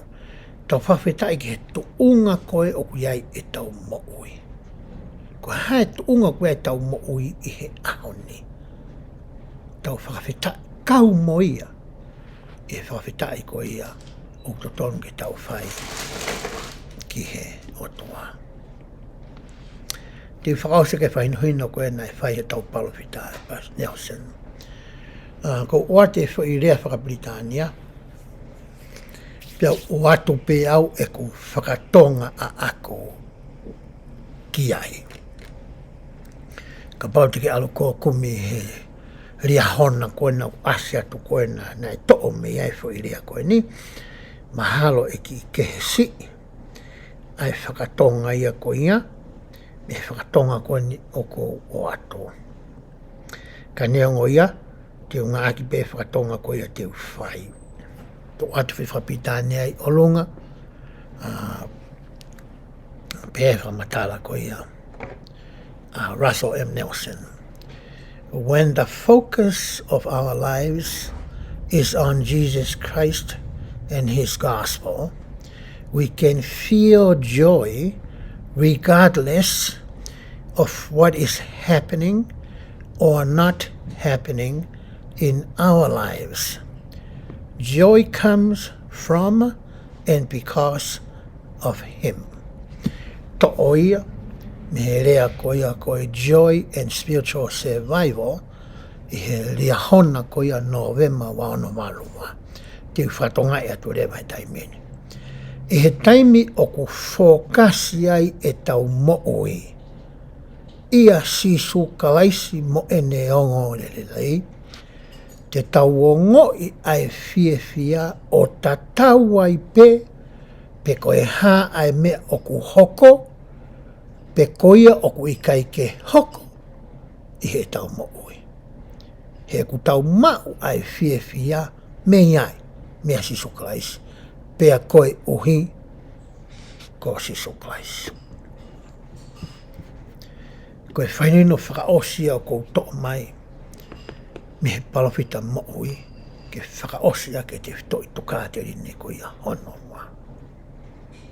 Ta koe fia ia, o koe ki to tonu ke makatuunga ia, pe whakawae ia, e ngai mea ko ia mo'oi koe ni. He pau peke hoko e ngai mea ia koe ni. Wai ngai mea ko te lau ko pure, pau e ke hoko. Pe ka pau rewa e whakawae ho fia e whakakau whakae mamani. Te ke whainga tā ia, e taimi kau hoko mai ngai mea mo'oi, o kui kai te ke loto fia maani e kiai. Pe ka pai mahina ka te ki tau tōko e fia mo ni o whakawae ia, he eiko si sukaisi. E ta tau ai pe ko haa mea hoko, te ke kei fia pe koe. O mai tau tōki he whakaukau whakaosiko ia, o e re soni o e aho ni.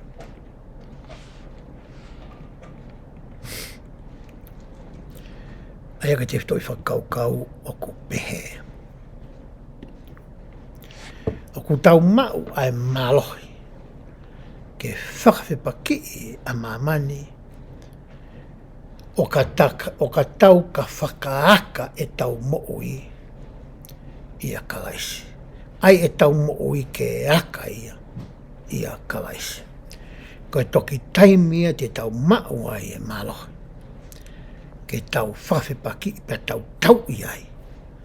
E ngahi hori, mo ngai whakakaukau ko ia mo e poto whakamamani.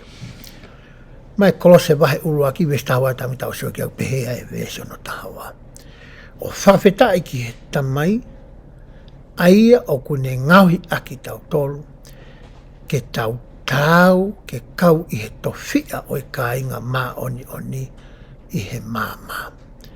Aia kune whakamoui aki tau tolu, me he mālohi o e pouri. Pea kune hiki aki tau tolu, ki he pure anga o hono alo o whaanga. Aia ku tau mau wai ai huhui I hono tata, koe whakamore o e ngahi anga hala. Aia ko hono tatau o e otua tae hā mai, ko raki whānau I he mea whakatupu Kotoa pe.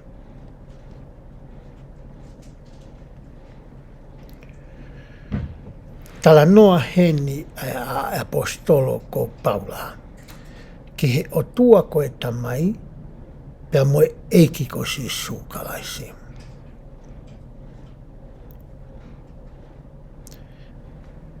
Aia ka paurewa e whakamae ai, pea tuku ke aka ai e tau tui.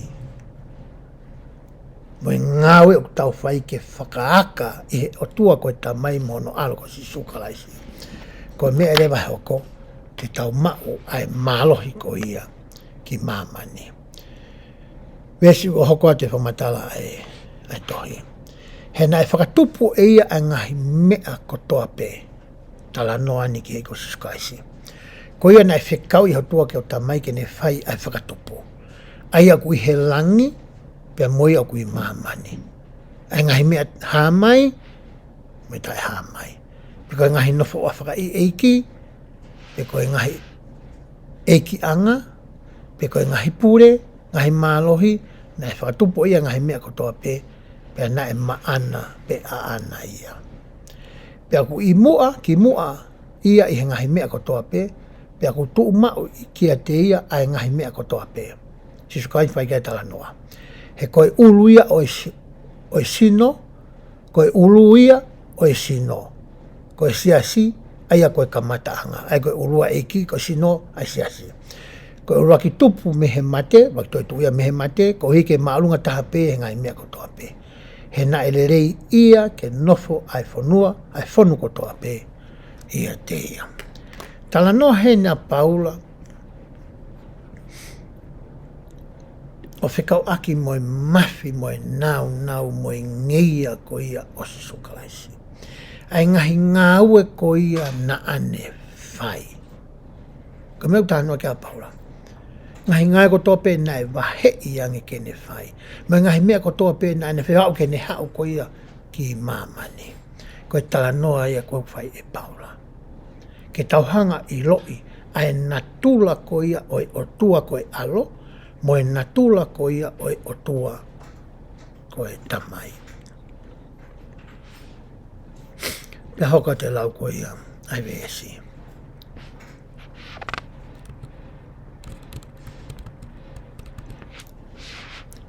Pe he whakamelino aki ai taa I hono tutuki ki he akau. Ke whakalelei ai a ngahi mea katoa pe ki a te ia. Whakalelei whai eka Sisu Kalaisi. I a te ia, pe koe ngahi mea I mamani, pe koe ngahi mea he langi. Pe koki mou tolu, na e au he koe ngahi whiri, I mua I loto, I he ngahi ngai ko I kakoeni, ko ne whakalelei. I he sino o hono kakano, I he mate, ko hike ne atu aki mou tolu, o ku mou maa o ni mo tae mele, mo tae walokia, I hono ao. Ka pau te mou tuu mau I he tui o aka. Mo tuu whakamaka tuu. Pe kai hike mehe amanaki lelei oi o ngō lelei. Aia nā mou whanongo ki ai. Pe nei malanga aki ke kakai kotoa pe I lalolangi. Aia kua whakanofo au ko Paula ko e whaiwhekau o ia. Hangare Paula tala mai ngahi na tula mo ulungaanga mo tonga mo ia e ko Sisu Kalaisi. Pane tala mai rewa. Ka pau e whakaaka ai e tau mo ui. Neo mai tala noa analogy ko ia pe koe tāno whaata ke fu akau.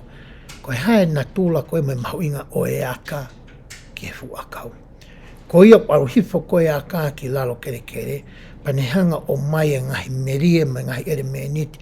Mai ngahi na tula ko ia o e kere kere o hake. Ke mo ui e fu akau koe ni. Ngai whakataha e aka mo e lau ke mo ui e fu akau. Kai ke ngatai, o ku hanga he e aka i o whotu uma e fu akau koe ni. Ka tō mai matangi, tō mai mo e hawiri, tō mai mo e awha, o ku tu uma upe e fu akau koe ni. Ka ohi o ku pikitai e aka ia I lalo. Ke ne hanga whakamau, ke hoko koe taula mamafa. Ke fu akau koe ni. Whakatata e Paula ke tau mo ui koe ni. Ka pau e whakahaka e tau mo ui. E makatounga ai aka u tānoa ki ai a Paula ia koe ni. I he tau tui ki e ko Sisu Kalaisi. I he tau iloi au kune mo ui. Iloi hono natula mo hono ulonganga. Iloi ngahi lelei koe au kune whai. Mo kātak peki lahi longa a koe ni me tawaki. Mahau koe ke ongo e whimu toi koe niu ki longa apito ni mea kou whai ke tau mea koe na tau toko ni whai toi mau I ngange. Ka paure whakaaka ngahi mea koe nia ke tau whai ngahi koe ngahi urungan tau whai koe ni tau wā koe wholofola whakaa. Koe wherea koe koe a koe koe koe koe te toma pepe siki lau pe koe alu ke pesa koe lau pe ape ika. Toi tapu tonga koe te amini koe mea koe footnotes. Koe utala mai taha E, taha P. Ko te au kei sio ki lalo ke tohi tapu o ku iai e. Neon kwa ke asio tawhatonga to, mai toi tawhatonga, mai mo toi tawhapapalangi. Pea tuku naua whakatafu ke tawhaaki. Pa ke lau whakapalangi, lau whakatonga asio whakapalangi. Pea sio ke footnotes, pa ke toi sio ke ngahi vesko o mai koia. Ma ngai whakamatala whakaikiku o mai ai. Ke ne toi hanga whakaloloto ho o ako. Ko hingai whi lea koe koe ako. O kai koe lau pēnei alua pita ki whē, pia whoki mai ki whē pia osi. Ika, whē mau ia ke te hanga whakaloloto. Ko te hanga I loi, ai mea na e hoko, le whapita nia koe context, pe koe pui tua le whatoha. Ke I loi mea na e hoko, ke mahino e mea koe na I loto he tohi. Ka pai ki te tafok peko alu ki he tohi, ka kai te ilo mea whakahistoria, ko hange koe lau koe mea te ke he ko ia I ho ako ke whai. Koe ako reo tau whau tāno koe ki ai whakaukahono tolu. Koe tau lau koe wholofola e whongu tāno ki ai. Ia rea mai ngahi mau anga toko ni kehe ku mai he siasi. Ko ki mau tolu koe na ku mau pota rea whapita hania. E ki gospel, ki epi koe ku mai ki tau ngā kura e tau wholofola mo e tau rea son mo e hafu ai. O koe ki konga e kupehe, books and lessons. Ko holo mi pe ko ia atu rewa u tohi ai. Asu rea tohi kui koe tohi institute. Mo whaafanongo ko ngā ake tau pōkala mai tohi institute. O koe tohi institute ke whai ako, tohi institute ke tō tahako. Lo mi e tō tahako. Pa te ke o atu rewa e ngai whamatala pui tua koe ni ko whaatala noa ki ai. O atu mai ngahi wesi mohono veteki. O mai mehe lea whakakariki pe ko lea whakahepelu. Ke toi whakamahino o ianga ku taifu I lea whakapalangi e ta. O ku toi le lei anke ngā aki fu I lea koe nai ngā aki e he toki semisi. Koe a koe o ku iai lewa pe mai ngahi rea a kautaki e ngai konfenisi o ku tau kumi ke he website ho tau siasi. Iai pia moe ngahi polo kalama ke he YouTube ai siasi. Moe kau tangata ata mai ia kau skola I he ngahi mea whakafuhola. Ton ke tau alu ke koe mea e a kui koe ako ai wholafola. Koe whakaloloto ia o e tau ilo. Ke lava ke akai fu akau ia sisu Kalaisi. Ai fu akau koe e mo ui ta whenga whakaaha koe ataua I he ta mo ui whakaaha. Tai mo ta ako ai. Pea kanoni aki e ta whaaloto mo kore ke eki. Angai mea ko ta ako. Hange ko ni koe teo ko whai ke tau polkalama koe ia tau wanga maheni ki ai. Tai mo toa piu whai eki I ako, pau ke whai ki I loto. Ke kore anke eki. Toko ni mai mua ho tamai o eki. Koe koe amako mena ke whai. O mai e lau maria ke ne hanga tāki ina whai no ino ia. O mai e loto manatu. Ko hia ko matutua. Ko loto whai. Pia whai rewa e ako mo whekumi. Osko te whai mai whakamalo ki otua. Teu ke whai tau pōkarama, te whai ki loto. Toi mi te nima. Pau aruatu he ea. Te whai e kore tama ki he eiki. Ko hii koe pōkarama ngā whikau koe ia. Ai pēsi hunu aki nā lalaku. Ke tokoni mai. A hono lau maari e. Ko hii koe ngā haue koe ko whai. Pea ko oatu mai tohi KOLOSE. Ai a te ki toki lau pē koe ki ai. Iho o whainga maari e. Koe mea utala noa ki ai a Paula. E ngai potwofora koe ni hange ke te toi whakaukau. O ku tau sio ki ai. Ka pau tau roto ke tau tō mak. Tō tai ue ia. Tō ari aki. E mo ui whakamateri koe ni. Ke ua na hange harimu tō I he au. Ko pau rege whakaloloto. E tau mo ui. E eiko sisu Kalaisi. A ke tau whenga ke tau ilo I pe tau tui o kune mo ui.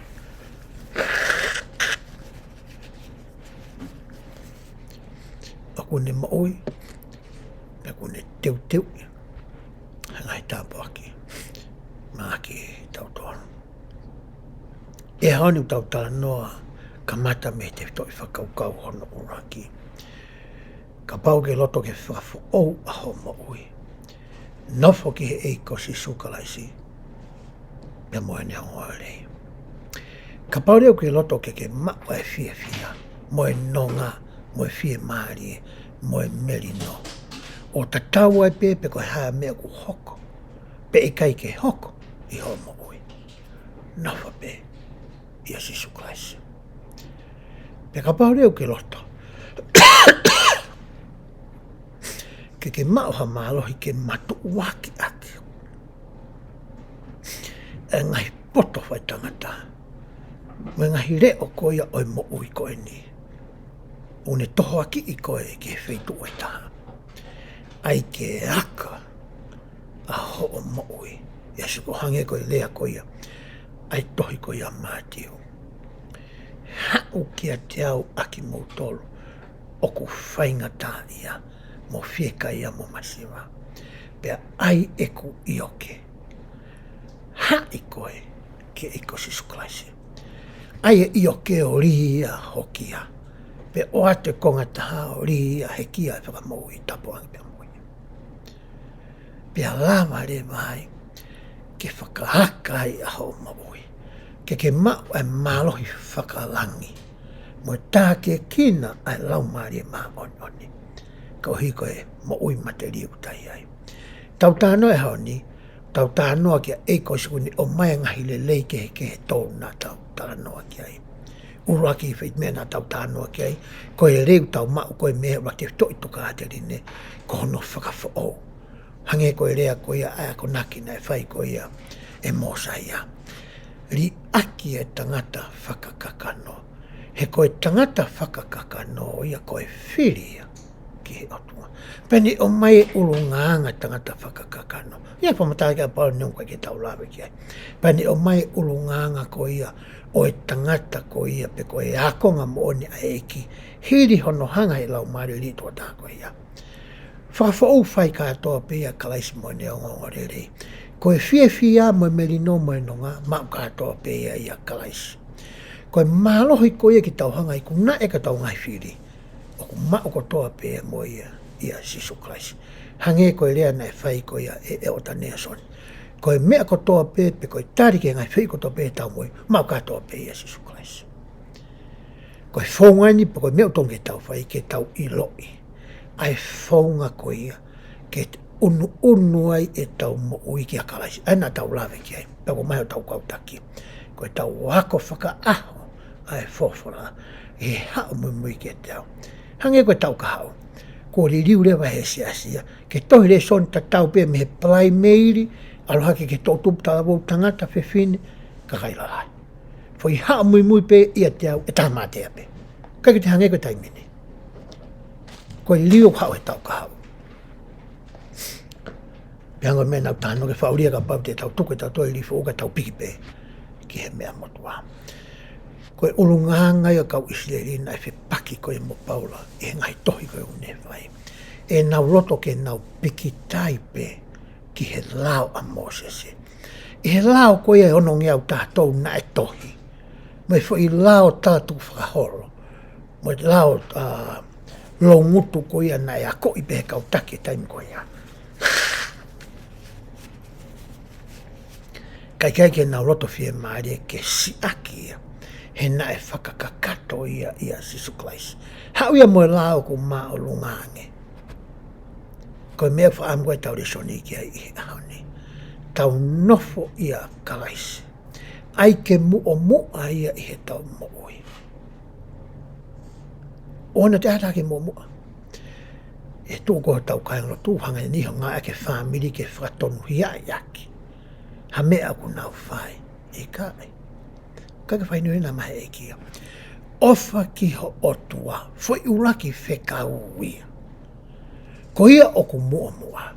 Ofa ki ho kaunga api e koe kaunga api o tāpe ko ho mani mo whanau, peto ki ho koko atu. Foi whekau ia hono wa.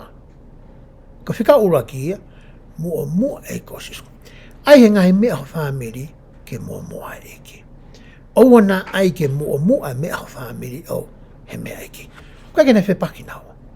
Te ke lava pe ko ia o alo whai ho whatongia, mo mea eki. Alo e hoa ia mo whanau o toka ngai. Ai mea whamei kai o rewa ke osi. Ai mea eki, pia ke toki whoki atu. Ke mea ko ia.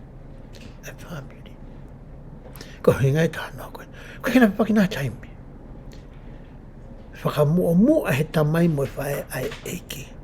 Pe toki whikaua mea, ko toa pe. Mo hāpua whakawhika. Te ke whai. Ko e palo me si honga te tānua ki a paula. Ka mua eki, tene whakafo au ho o moui. tene ririu koe, tene ngahi koe koe tangata whao.